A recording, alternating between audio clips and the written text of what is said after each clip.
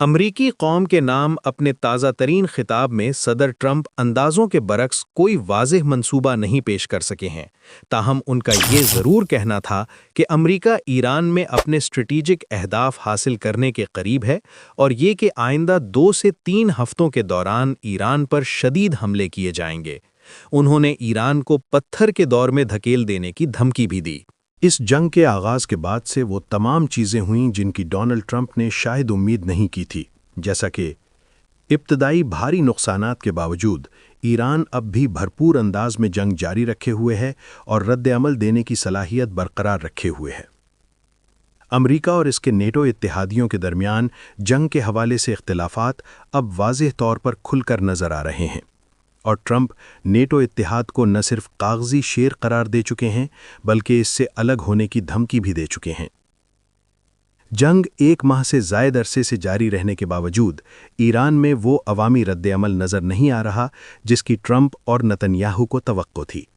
اس کے باوجود اس حوالے سے دونوں رہنماؤں کی جانب سے ایرانی عوام سے اپیل بھی کی گئی کہ وہ باہر نکلیں اور حکومت کا خاتمہ کریں۔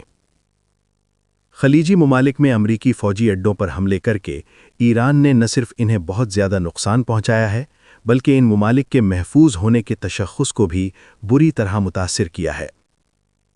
ماہرین کے مطابق اس جنگ کی طوالت کے نتیجے میں سیکیورٹی گارنٹی کے حوالے سے خلیجی اور یورپی ممالک کا امریکہ پر اعتماد کم ہوا ہے۔ ایران کی جانب سے آبنائے ہرمز کی بندش نے پوری دنیا میں تیل کا سنگین بحران پیدا کر دیا ہے۔ چنانچہ اب بہت سے ممالک امریکہ اور اسرائیل پر جنگ کو جلد ختم کرنے کے لیے دباؤ ڈالتے نظر آ رہے ہیں،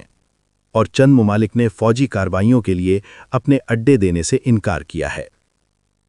اور اس سب کے دوران امریکہ نے اپنے اتحادیوں جیسا کہ برطانیہ، فرانس، اٹلی، اسپین اور کینیڈا پر ایران جنگ میں مدد نہ کرنے کا الزام لگایا ہے۔ تیل کی عالمی مارکیٹیں اور بازار حصص، جو ان کے قوم کے نام خطاب سے امید لگائے بیٹھے تھے، نے فوری اور منفی رد عمل دیا، اور عالمی سطح پر نہ صرف تیل کی قیمتوں میں فوری اضافہ ہوا بلکہ امریکہ سمیت ایشیائی مارکیٹیں بھی مندی کا شکار ہوئیں۔ اس خطاب پر رد عمل دیتے ہوئے نیٹو میں امریکہ کے سابق سفیر آئیوو ڈالڈر نے کہا کہ ٹرمپ کے خطاب نے جنگ کے مقاصد پر شکوک پیدا کر دیے ہیں، اور کئی اہم سوالات کے جواب نہیں دیے گئے، جن میں یہ بھی شامل ہے کہ اگر ٹرمپ کے مطابق ایران کی جوہری صلاحیت، بحریہ اور میزائل تباہ کر دیے گئے ہیں تو امریکہ اب بھی ایران میں فوجی کارروائی کیوں جاری رکھے ہوئے ہے۔ صدر ٹرمپ کے خطاب سے ایک بات واضح ہے کہ جنگ ابھی مزید جاری رہے گی۔